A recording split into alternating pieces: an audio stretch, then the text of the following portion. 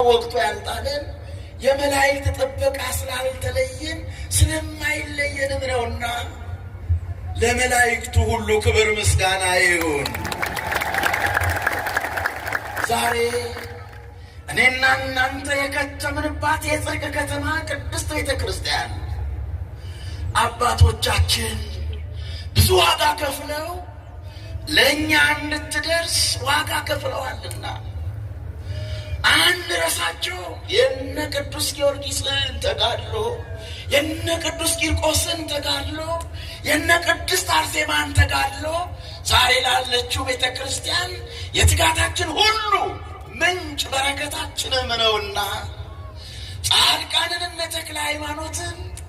ደግሞም በንጽህና ታምነው ያገለገሉ ፍጹማን መነኮሳት፣ ስዩማን ካህናት፣ ንጹሐን ዲያቆናት ደግሞም ንጹሕ በሆነ እንባቸው በሥላሴ ፊት እየቀረበ